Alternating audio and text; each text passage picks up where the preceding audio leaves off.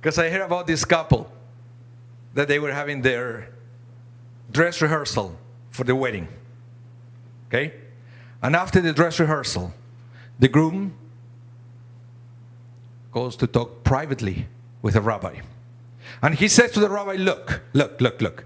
If you leave out all that love, honoring, and obeying parts of the vows, I'll give you $100.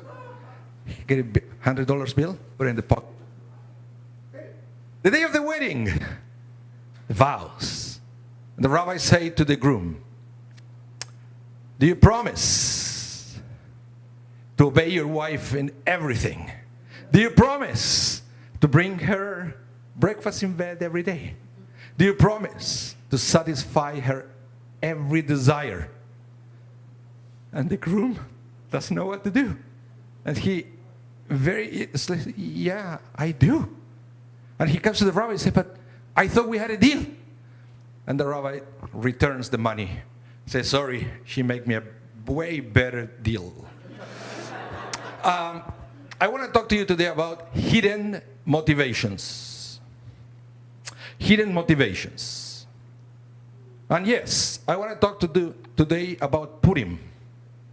I don't know if you noticed, and I mentioned a little bit during the service, that everything is hidden in Purim. But there is a good reason for that. There is a good reason for that. And Purim starts on Monday night. And we have this Shabbat Zachor, to prepare ourselves for Purim. And there are so many different things that we have to do before Purim, right? If you want to celebrate. You have to prepare the hamantashen, right? You have to get a costume.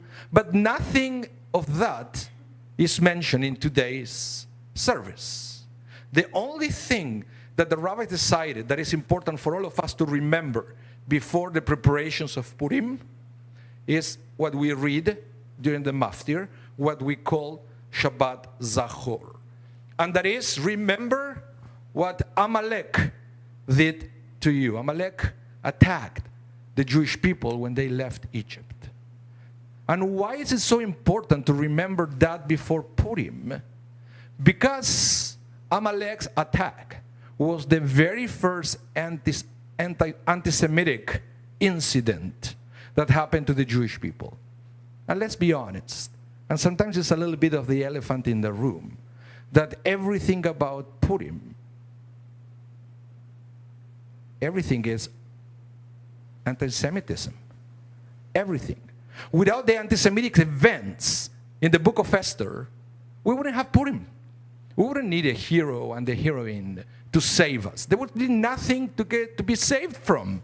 Everything, the root of the story of Purim is the hatred towards the Jew that we learn from Haman.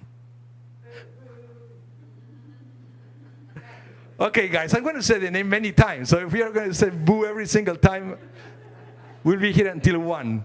No, just kidding. But I was saying that everything is hidden. Do you know why everything is hidden? And the rabbis say, look at the book. It's called the book of Esther. Esther comes from the Hebrew word leastir, which means to hide. And why is that? Because Esther was a hidden Jew. Right? Mordecai told her, don't tell anyone that you are Jewish. So she was hidden in the palace. She was a hidden Jew in the palace. God is hidden. In fact, it is the only book from the Tanakh, from the Bible, that does not contain the name of God. But that doesn't mean that God is not there. Of course, God is there. God is ever present, but hidden. And one more thing that is hidden, and sometimes we forget, is, I'm going to say it, Haman's real motivations for wanting to kill all the Jews. The real motivation, because of course, Haman goes to the king, and he said to the king, look, there is here certain people that they are dispersed among other people, and they're different. They do things their own way, and they don't obey your law. So I'm going to give you a piece of advice. You should eliminate them. And it's interesting, because we may think that that was Haman's motivation, but that was not. That was the story that he told the king, so the king will believe that it was a serious risk to the kingdom if he would allow the Jews to remain living in freedom. And you can start understanding that this was perhaps the very first conspiracy theory ever registered in the Bible, because Haman created all this fake news about the Jews to convince other people that they had no problem with the Jews, to start hating them. So what was Haman's real motivation to get rid of the Jews in Persia? Well, that's very interesting, because to understand that, we have to read the verse on chapter 3 with the character of Haman is introduced.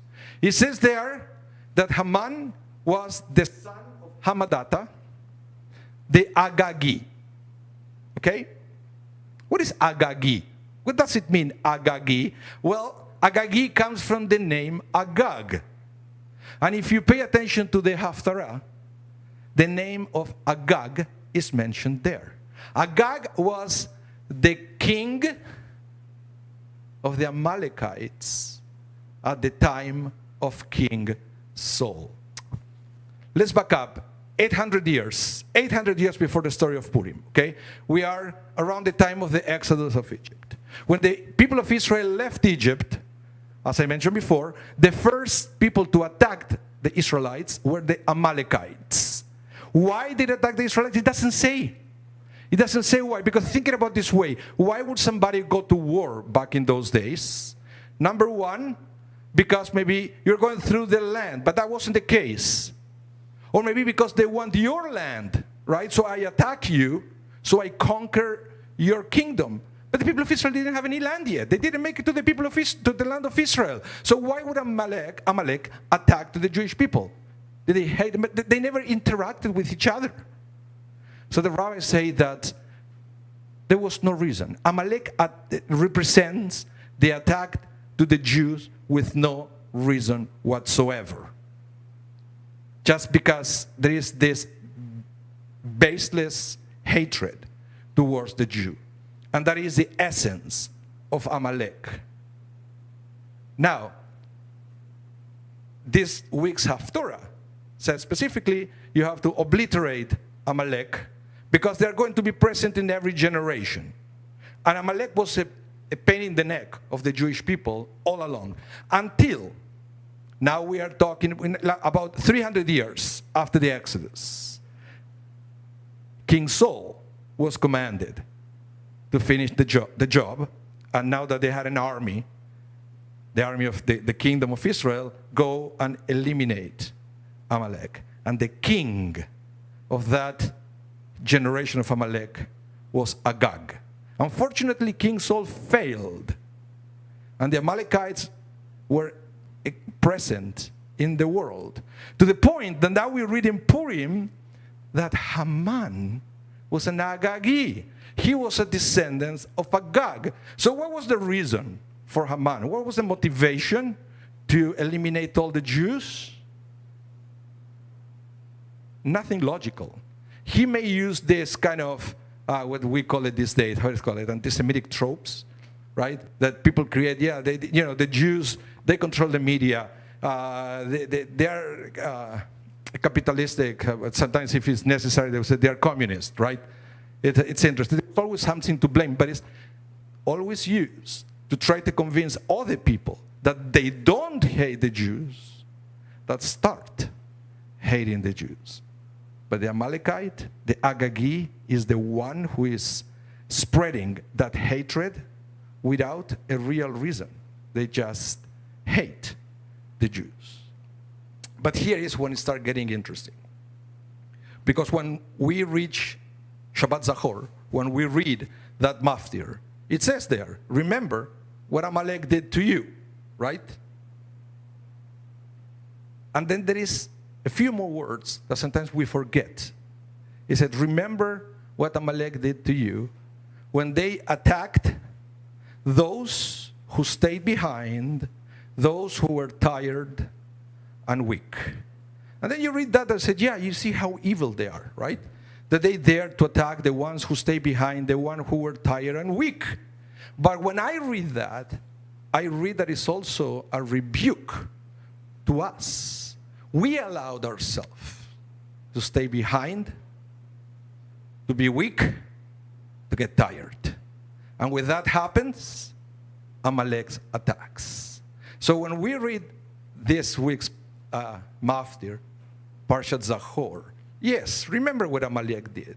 But also remember everything that it will make you an easier target of Amalek, which is staying behind, which means not being connected with the community. That's what happened. The one who stayed behind is the one who didn't stay connected with the larger group of Jewish people. Okay? That's a no-no. That makes you an easy target to Amalek. Number two, if you allow yourself to be weak. It's important for us as Jewish people to stay strong and ever alert and to be tired. And it's interesting that sometimes the excuse why we are so disconnected with the synagogues, we are tired. Why didn't you come to services? I'm tired. I said, if you allowed yourself to disconnect yourself from the community because you're tired, you're putting yourself at risk. So it's interesting because this parsha presents the problem and the solution. The solution is to be always connected to the community and to be always strong. And there is one more thing. Why would Mordecai ask Esther at the beginning to don't say anyone that she was Jewish, to stay hidden? What was the point that he was trying to make? Well, let's see what happened in the Megillah. When Esther was hidden, when nobody knew that she was a Jew, Haman's plot started to evolve. Haman's plot was one day closer to be successful. But the day that Esther said, hey, I am a proud Jew, when she came out and she was visible as a Jew, that was the day that Haman's plot failed. And that's what is very important for us when we read this parsha, Shabbat Zachor, to remember, number one, be a proud Jew. When we are visible, we get stronger. And never, ever disconnect yourself from the community. As the Torah said today, never forget. Shabbat Shalom.